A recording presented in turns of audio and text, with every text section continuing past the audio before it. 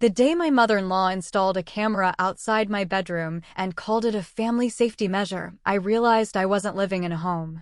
I was living in a prison. Looking back now, I should have seen the warning signs much earlier. But when you're in love, you find excuses for things that don't make sense. You tell yourself people mean well. You convince yourself that discomfort is temporary.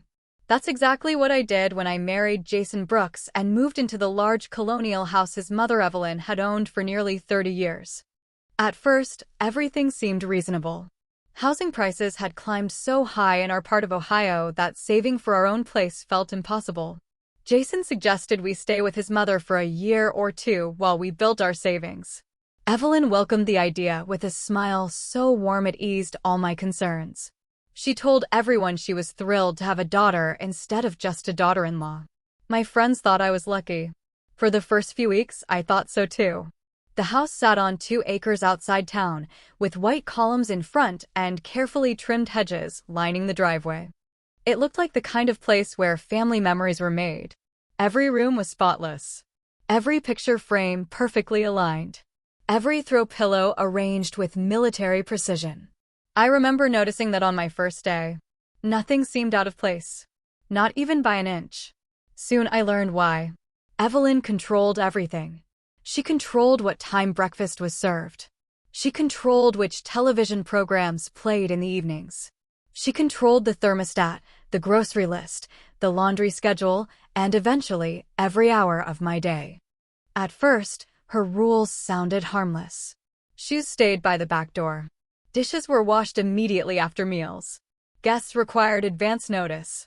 I told myself she was simply organized. Then the rules multiplied. I was expected to text her if I planned to leave the house. I was asked to explain why I came home later than expected. She wanted to know where I spent my lunch breaks and who I spoke with after work.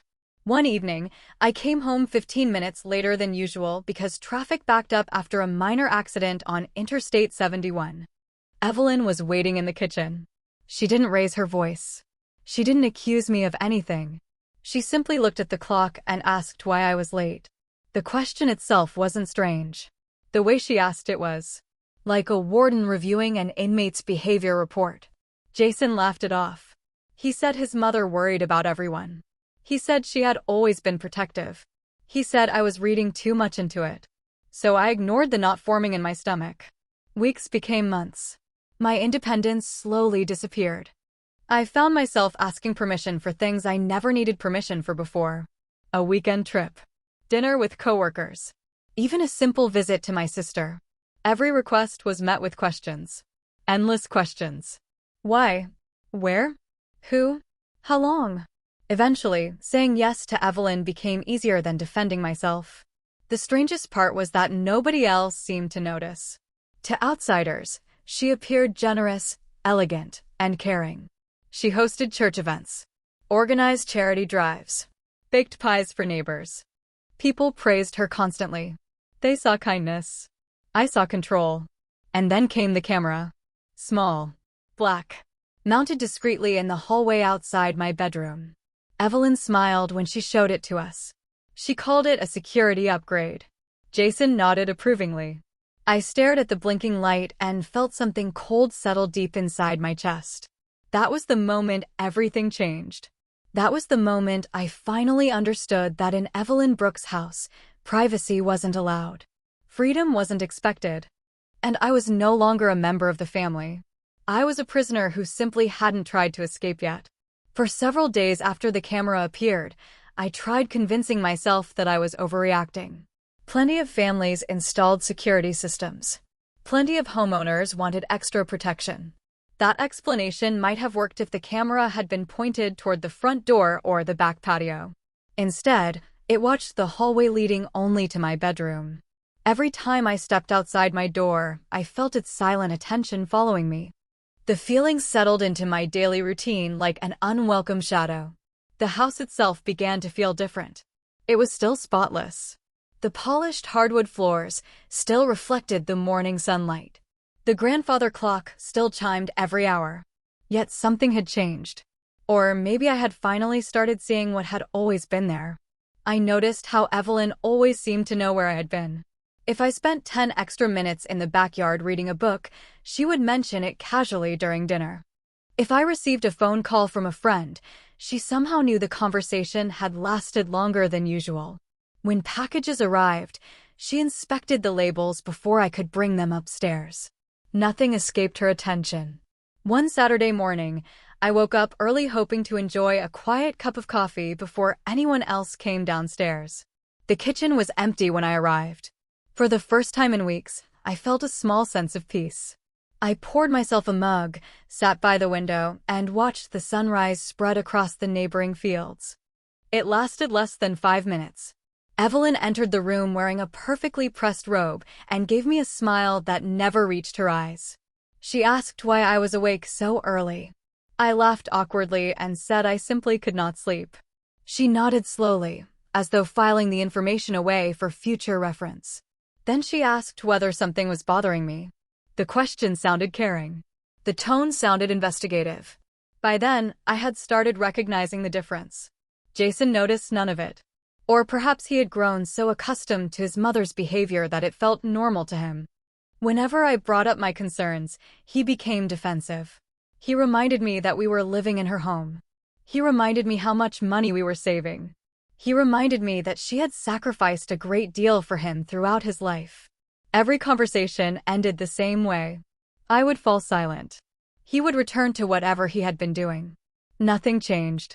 As the months passed, I found myself shrinking into a smaller version of who I used to be. I stopped inviting friends over because Evelyn always found reasons to interfere.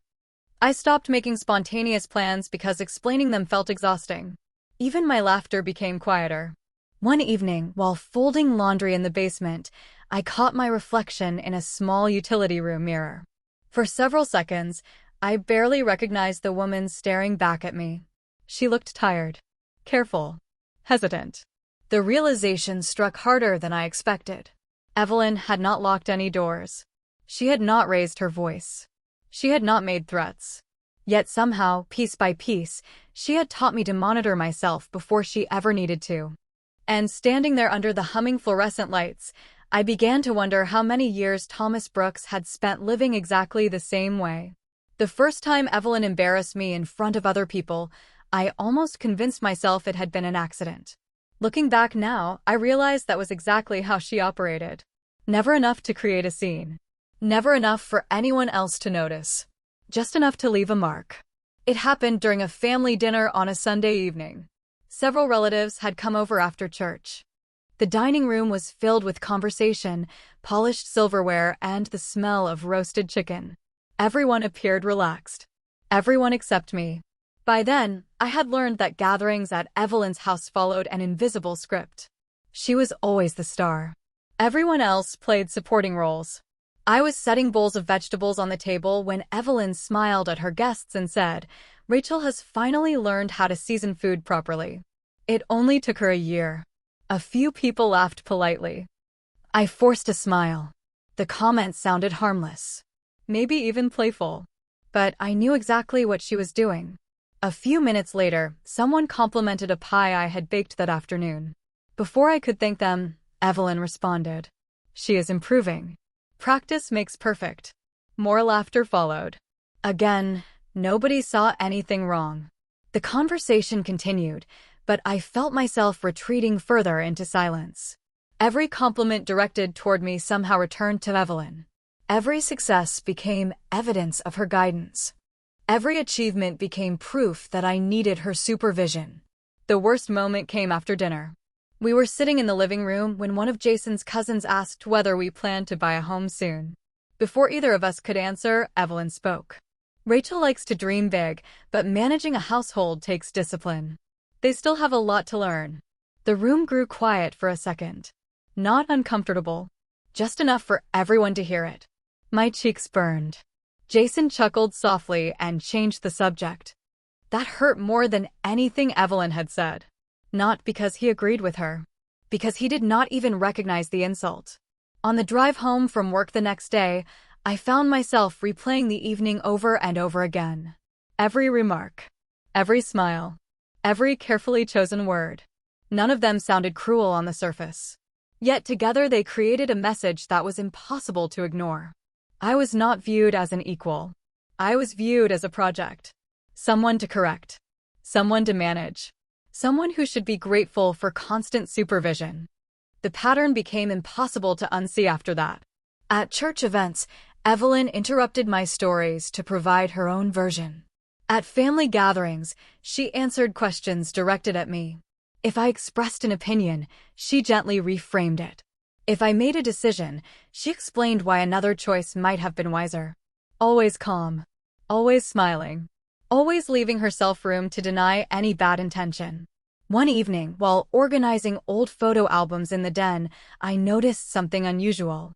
Tucked between several family photographs was a picture of Thomas Brooks sitting alone on the back porch. His expression caught my attention immediately.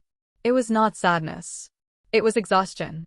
A deep, quiet exhaustion I recognized all too well. For the first time, I stopped wondering whether I was imagining things. Instead, I began wondering how long Thomas had spent feeling exactly the way I did. For the next several days, that photograph stayed in my mind.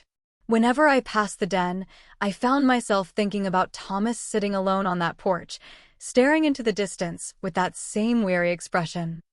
I had known him only during the last few years of his life. He had always been polite, quiet, and careful with his words. At the time, I assumed that was simply his personality. Now I was beginning to question everything. One rainy afternoon, while Evelyn attended a church committee meeting and Jason was still at work, I decided to organize a storage closet near the garage.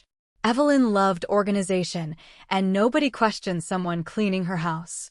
Halfway through sorting old boxes, I discovered a small container tucked behind several holiday decorations. Inside were dozens of photographs, greeting cards, and old documents. Most were ordinary family keepsakes. Then I found something that made me stop. It was a birthday card Thomas had written years earlier to Jason. The message itself was simple, but a handwritten note at the bottom caught my attention. It read, "Never lose yourself trying to keep everyone happy." I stared at those words for a long time. They felt strangely personal, almost like advice written by someone who had learned that lesson the hard way. Over the following weeks, small memories began resurfacing. I remembered how Thomas often volunteered to run errands alone. I remembered how he lingered outside after mowing the lawn, even during hot summer afternoons. I remembered how he sometimes sat in his truck for 10 or 15 minutes before coming inside. At the time, none of it seemed unusual. Now each memory looked different. They looked like moments of escape. Tiny pockets of peace carved out of a life that offered very little privacy. One evening, I asked Jason what his father had been like when he was younger. Jason seemed surprised by the question. He shrugged and said his father had always been quiet, reliable, easygoing. Then he laughed and added that his mother had always handled the important decisions. The comment was meant as a compliment. Instead, it made my stomach tighten. I wondered how many decisions Thomas had actually wanted to make for himself. I wondered how many opinions he had learned to keep hidden. The more I observed Evelyn, the more certain I became that her need for control had not started with me. It had existed long before I entered the family. Long before Jason was born. Long before the cameras, the rules, and the endless supervision. One night, while everyone slept, I stood by the upstairs window, looking out across the dark backyard. The house was silent. The camera light blinked steadily in the hallway behind me. For the first time, I stopped asking whether I was imagining the problem. Instead, I asked a different question. If Thomas had spent years living under the same pressure, had he left behind any clue about how he survived it? Or perhaps more importantly, how he finally stopped accepting it? The answer arrived when I least expected it. A few days later, I was trimming flowers near the mailbox when Linda Parker from next door walked over carrying a basket of tomatoes from her garden. Linda had lived beside the Brooks family for more than 20 years. She was the kind of neighbor who remembered birthdays, sent holiday cards, and somehow knew every piece of local history without ever seeming nosy. We exchanged small talk for a few minutes before her expression shifted. She glanced toward the house and lowered her voice slightly. "You know," she said, Thomas used to spend a lot of time in that garage. I looked at her carefully. Really? She nodded. Almost every evening. Something in her tone made me pay attention. Linda explained that Thomas often worked on small woodworking projects. Birdhouses. Shelves. Picture frames. Sometimes he would stay out there for hours even when he had nothing to build. At first, she thought it was simply a hobby. Later, she began to suspect it was something else. It was the only place he seemed relaxed, she said quietly. The words settled heavily in my chest. We continued talking while the afternoon sun stretched long shadows across the lawns. Linda never criticized Evelyn directly. In fact, she chose her words carefully. But the stories she shared painted a picture I recognized immediately.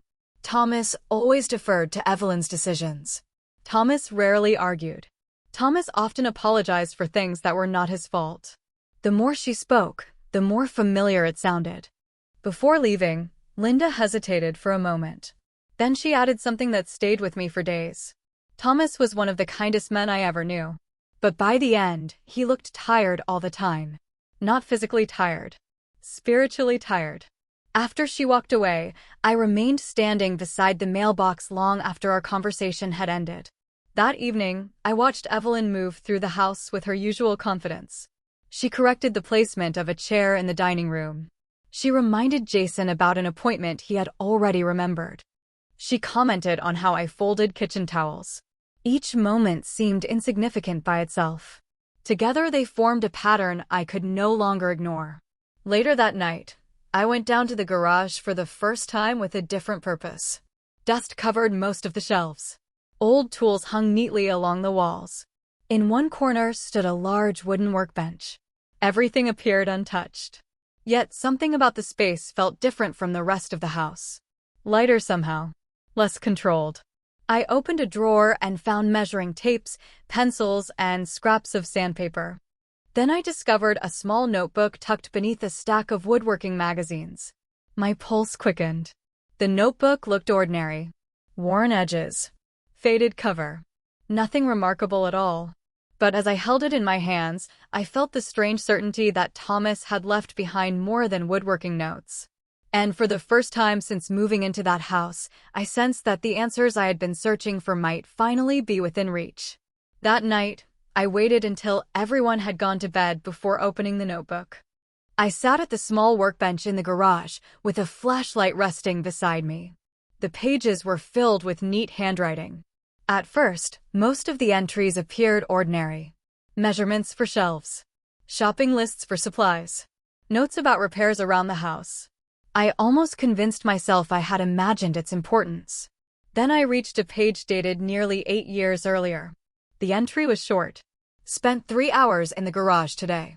Quiet is becoming harder to find. I read the sentence twice. Then a third time. Something about it felt painfully familiar. As I continued turning pages, similar comments appeared again and again.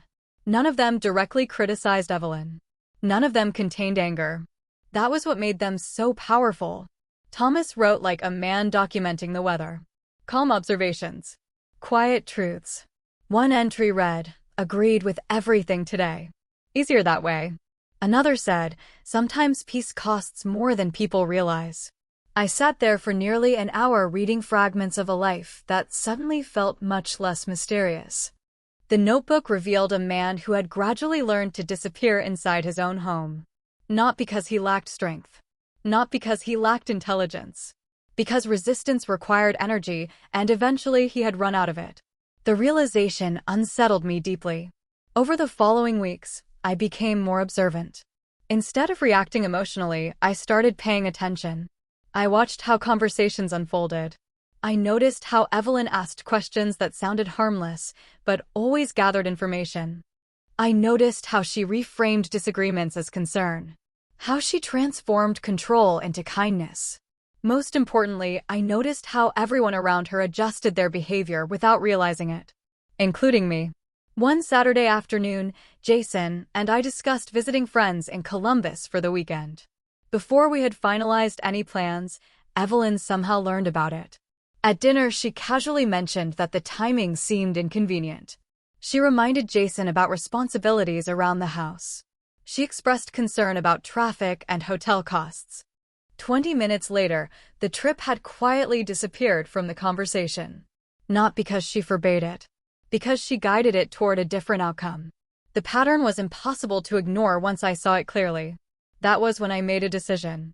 I stopped trying to change Evelyn. I stopped trying to convince Jason.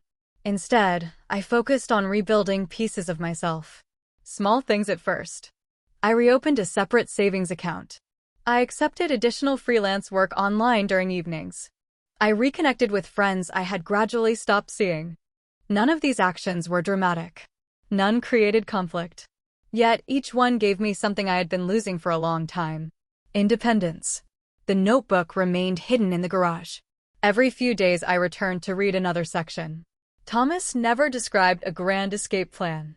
He never wrote about revenge or confrontation. What he documented instead was something much simpler. Awareness. The moment a person stops doubting their own reality. The moment they understand what is happening around them. One evening, as I closed the notebook and returned it to the drawer, I noticed a folded sheet of paper tucked into the back cover. It was different from everything else. Newer. Deliberately hidden.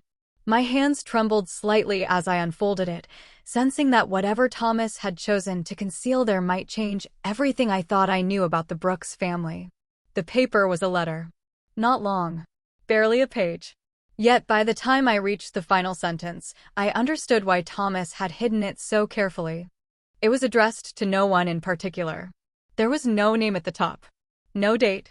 No greeting. It read more like a message intended for whoever might someday find themselves standing exactly where he once stood. Thomas wrote that some people do not control others through anger. They control through obligation, through guilt, through the fear of disappointing them. He described how easy it was to mistake control for care when it happened slowly enough. Then came the sentence I could not stop thinking about. The day you begin asking permission to be yourself is the day you stop belonging to yourself. I read it 3 times. Maybe 4. Every word felt painfully familiar. I folded the letter and slipped it into my purse before returning upstairs. Over the next several days, I carried it with me everywhere. Not because I feared losing it, because it reminded me that what I had experienced was real. Someone else had seen the same pattern. Someone else had struggled under the same pressure.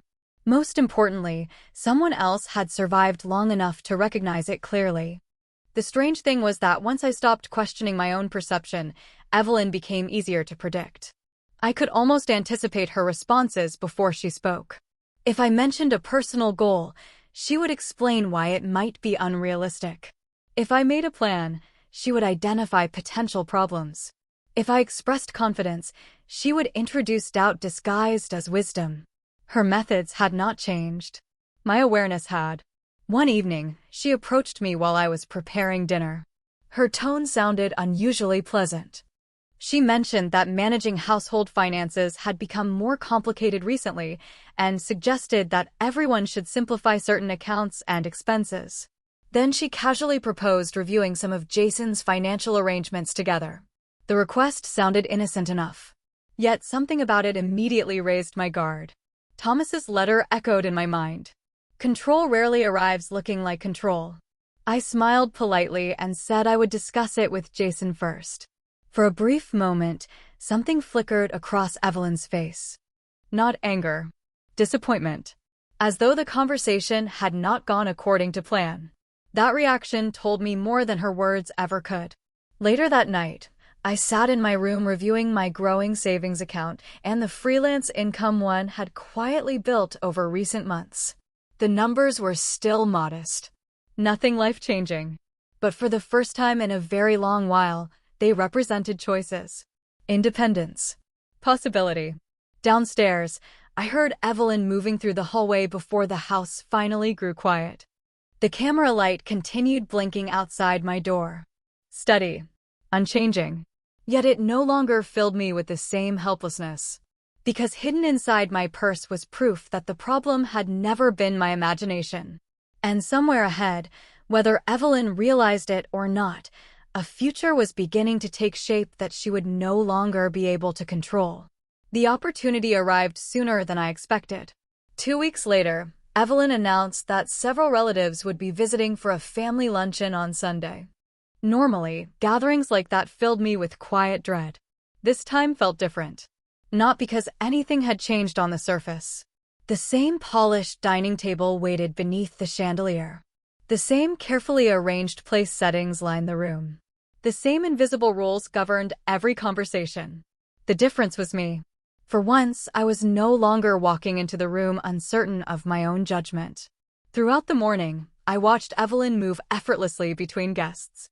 She greeted everyone warmly. She offered coffee, compliments, and stories. To anyone meeting her for the first time, she appeared generous and attentive. I understood why people admired her. I once had too. During lunch, the conversation drifted toward future plans. One cousin mentioned retirement. Another discussed moving closer to grandchildren. Then Evelyn smiled and turned toward me. Rachel has been making all sorts of plans lately, she said. Her tone sounded playful. I just hope she remembers that good decisions come from experience. A few relatives chuckled politely.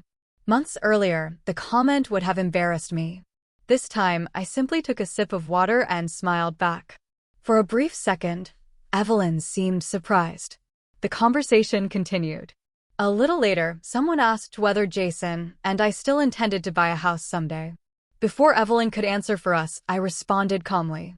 I explained that I had expanded my freelance work, increased my savings, and was exploring several possibilities. The room reacted positively. People congratulated me. They asked questions. For the first time, the discussion remained centered on my own voice. Evelyn attempted to redirect it twice. Both attempts failed. Not because anyone challenged her, because I no longer stepped aside. The realization seemed to unsettle her. After lunch, guests gathered in the living room while I carried dishes into the kitchen. Evelyn followed a few minutes later. The moment we were alone, her expression changed. Not dramatically. Just enough for me to notice. She asked why I had not mentioned my financial plans earlier. I answered honestly. Because they were my plans. Silence settled between us. She looked at me carefully, as if trying to determine what had changed. The truth was simple. Nothing about her methods had become weaker. I had simply stopped accepting them as normal. That evening, after everyone left, Jason mentioned that I seemed different lately. More confident. More certain. He said it as though he had only just noticed. I smiled and changed the subject. Some realizations arrive slowly. Others arrive all at once. Later, while organizing papers in my room, I unfolded Thomas's hidden letter again. This time, another detail caught my attention. Scribbled along the bottom margin was a name I had overlooked before. Andrew Collins. Beside it was a phone number and 4 words written in smaller handwriting. If you ever need help. I stared at the note for a long time. Something told me Thomas had hidden far more than a letter. And whatever truth remained buried was about to come into the light. The next morning, after Jason left for work and Evelyn headed to one of her committee meetings, I sat alone at a coffee shop downtown and dialed the number Thomas had written in the margin of his letter. Part of me expected it to be disconnected. Instead, a calm voice answered on the second ring. Andrew Collins listened patiently as I explained how I had found the notebook and the letter. He did not sound surprised. In fact, after a brief silence, he asked a question that immediately caught my attention. Did Thomas leave the notebook in the garage? When I said yes, Andrew sighed softly. Then he told me he had known Thomas for years. Not just professionally. Personally. They had become friends. Over the next hour, Andrew shared pieces of a story I had never heard. Thomas had met with him several times during the final years of his life. Not because of legal trouble. Because he wanted guidance. He wanted to understand how to protect certain personal assets and documents. Most importantly, he wanted someone outside the family to know the truth about how isolated he had become. Hearing those words filled me with a strange mixture of sadness and relief. Sadness because Thomas had carried that burden for so long. Relief because I was no longer piecing together clues alone. Andrew explained that Thomas never wanted conflict. He never wanted public confrontations. What he wanted was simple: freedom. The chance for the people he loved to make decisions without pressure. Before we ended the call, Andrew gave me one final piece of advice. Do not focus on changing her. Focus on building your own future. It was almost identical to the lesson hidden throughout Thomas's writings. A week later, I signed the lease on a small apartment 20 minutes away. It was not large. It did not have 2 acres of land or grand columns out front. But it belonged to me. Every dollar of the deposit came from the savings I had quietly built over the previous months. For the first time in years, I felt excitement instead of anxiety when thinking about the future. Telling Jason was difficult. He sat silently for a long time after I explained my decision. To his credit, he did not argue. He did not accuse me of overreacting. I think part of him finally understood what I had been trying to explain all along. Whether our marriage would survive was a question neither of us could answer that day. Some truths take time to process. Evelyn's reaction was exactly what I expected. She questioned my decision. She expressed concern. She pointed out risks and uncertainties. Yet beneath every argument, I sensed something different. Not authority. Not control. Frustration. Because for the first time, her words no longer determined my choices. On moving day, I carried the last box to my car and paused at the end of the driveway. The house looked exactly as it always had. Perfectly maintained. Perfectly orderly. From the outside, nothing appeared different. But everything had changed. I reached into my purse and unfolded Thomas's letter one final time. Then I smiled. The greatest thing he left behind was not advice. It was permission. Permission to trust what I had seen. Permission to reclaim my voice. Permission to stop asking for approval simply to exist. As I drove away, the weight I had carried for so long seemed to lift with every mile. The camera would keep blinking in that hallway. The rules would continue. The routines would remain. But they no longer belonged to me. And for the first time since I married into the Brooks family, the road ahead felt open, quiet, and entirely my own.